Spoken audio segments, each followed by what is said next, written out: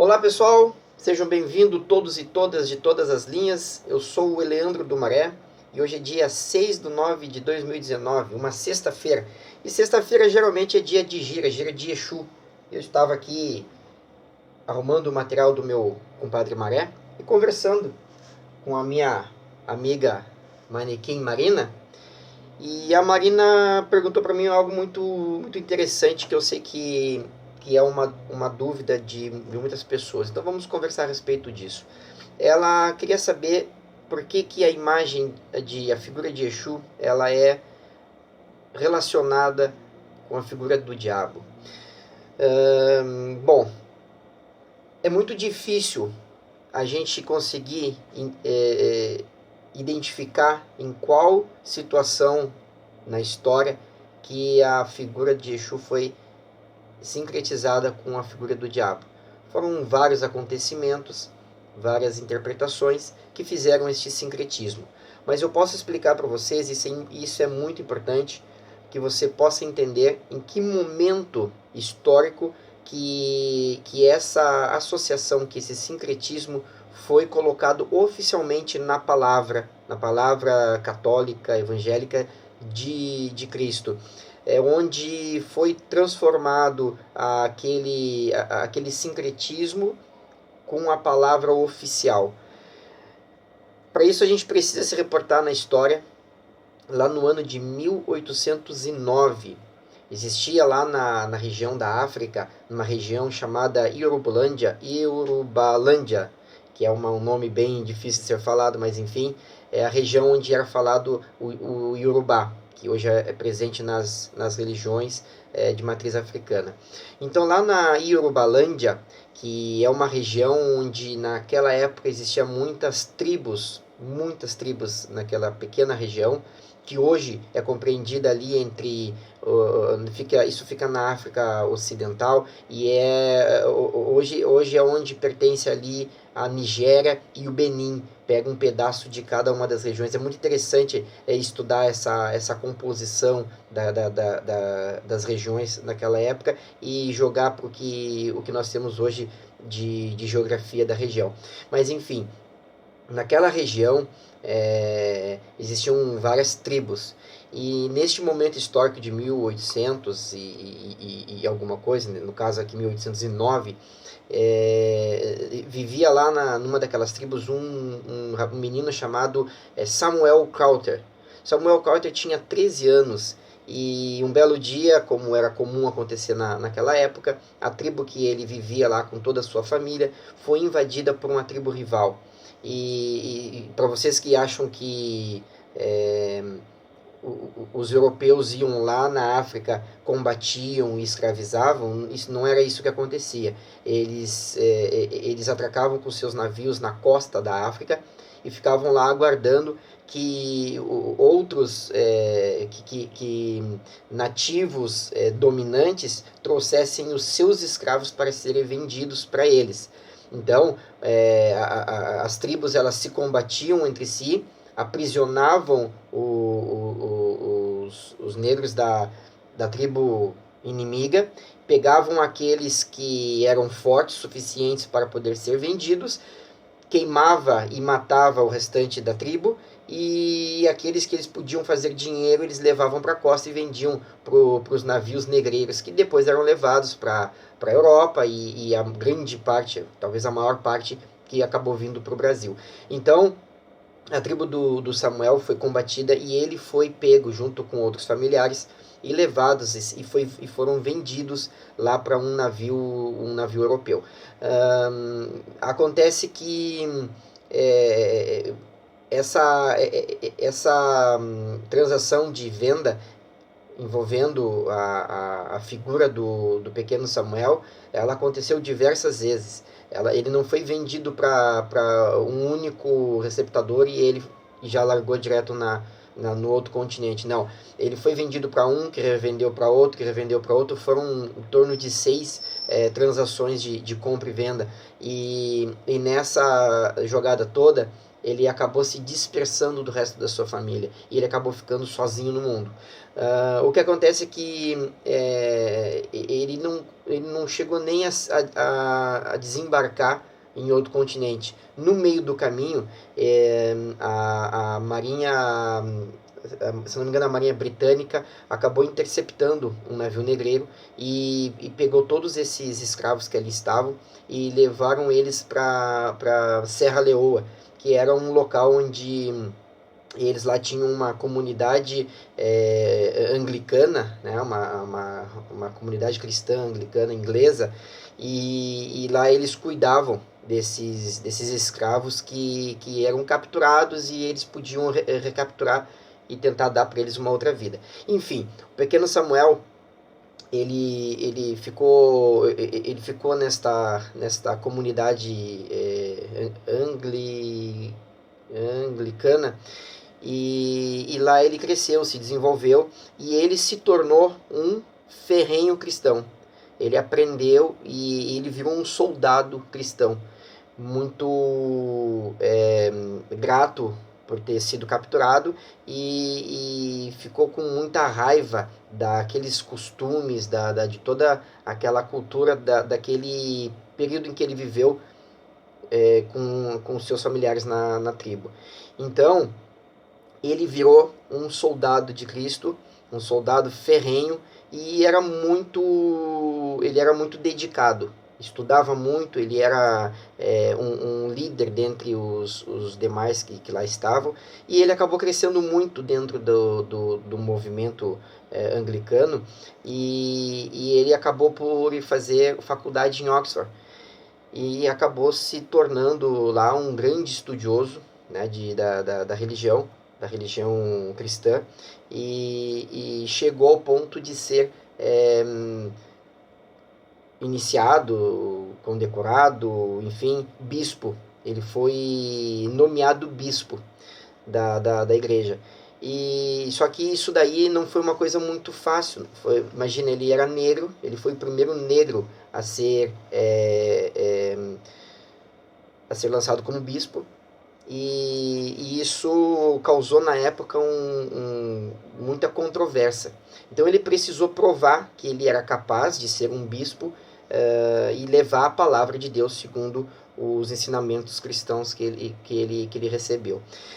Como é que ele fez? Bom, ele era um intelectual, ele tinha muito conhecimento e ele resolveu mostrar para os superiores da igreja que ele poderia levar para os negros da África, para aqueles, vamos dizer, entre aspas, os seus da África, a palavra de Cristo de uma forma que o inglês, o espanhol, que não eram originários da África, poderiam fazer. Então ele, como sendo um nativo, ele sendo um deles, ele poderia levar com uma maior facilidade. Então o que ele fez?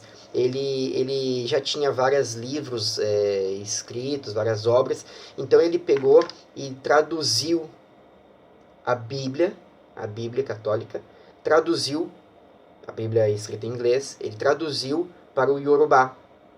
Ele pegou, então, ele conseguiu mostrar para os superiores da igreja que, ao invés deles levarem a Bíblia em inglês lá para a África, ensinar o inglês para o africano e aí ensinar através daquela Bíblia em inglês, ele provou que ele poderia fazer o contrário, traduzir a Bíblia inglesa para o Yorubá e dessa forma passar para os negros do continente. E ele fez isso de uma forma, dentro da ideologia dele, com muito sucesso.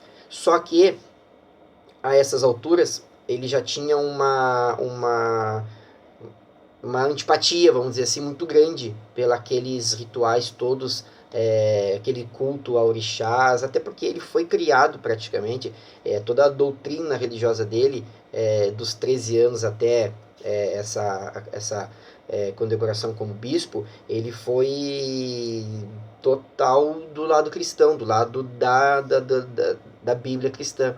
Então ele já tinha esse sincretismo de Exu com o diabo. Então o que ele fez?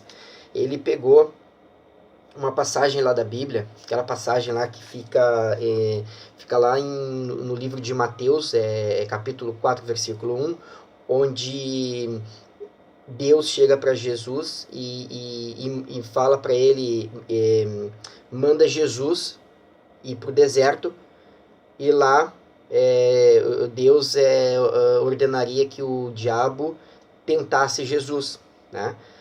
Então, o que diz na Bíblia é assim, ó, Deus levou Jesus ao deserto para ser tentado ao diabo. É o que fala lá no trecho da Bíblia. O que o Samuel fez? Ele pegou este trecho aí e traduziu da seguinte forma: Olorum levou Jesus ao deserto para ser tentado por Exu. Então ele trocou o nome diabo pelo nome de Exu, para passar para os seus da África que deveria se afastar de diabo, no caso de Exu.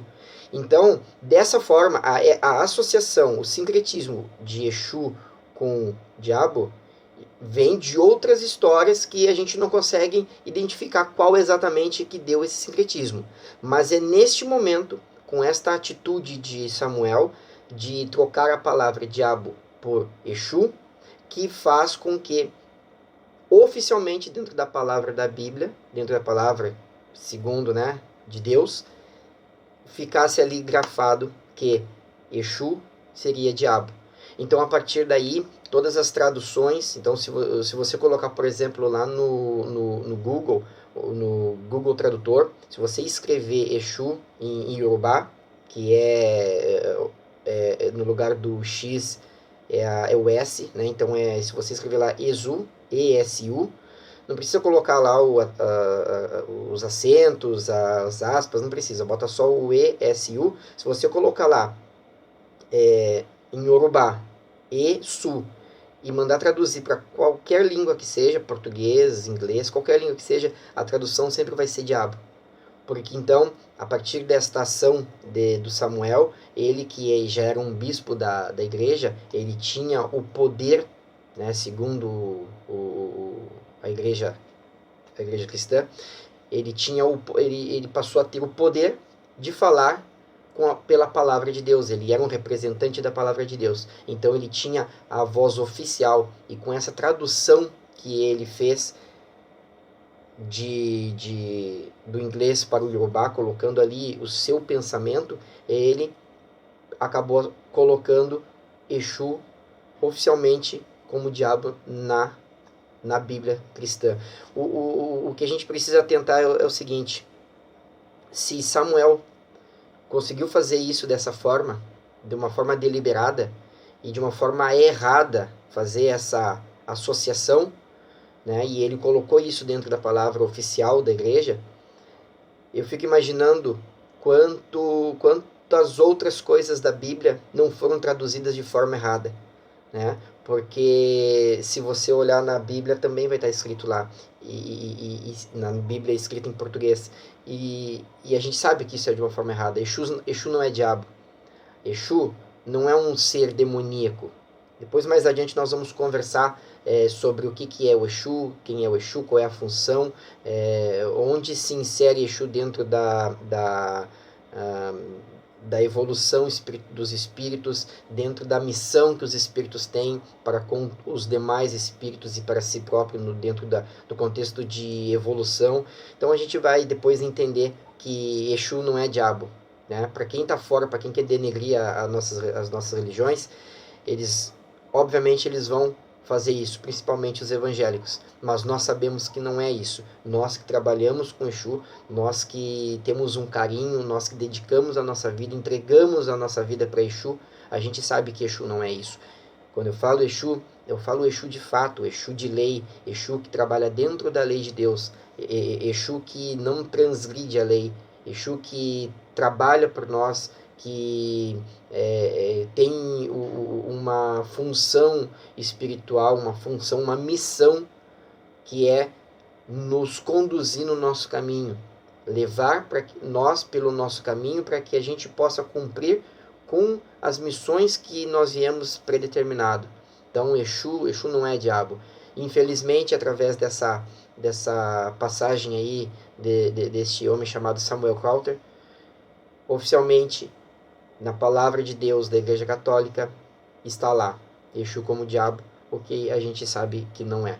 Pessoal, essa é uma explicação que ela é comprovada através de livros. Se você pesquisar, se você ler, você verá que isso daí não é uma como é que chama, interpretação. Isso é um fato. Então ele é um fato que precisa ser bem entendido por nós, porque sempre que há uma confrontamento de ideias, a gente precisa estar preparado para poder combater. Combater que eu digo no sentido, não é brigar, a gente nunca deve brigar, óbvio. Combater que eu digo é argumentar, argumentar com conhecimento, argumentar com fatos, argumentar com fatos reais e não interpretações ou simplesmente, eu acho que é assim, eu sinto que é isso. Não, a gente precisa, dentro do possível, ter embasamento oficial de fatos reais, e isso é um fato real. Então, pessoal, eu espero que isso tenha ajudado um pouco nesse esclarecimento. E se você gostou dessa conversa, que você então possa curtir, compartilhar, se você estiver aqui no Facebook.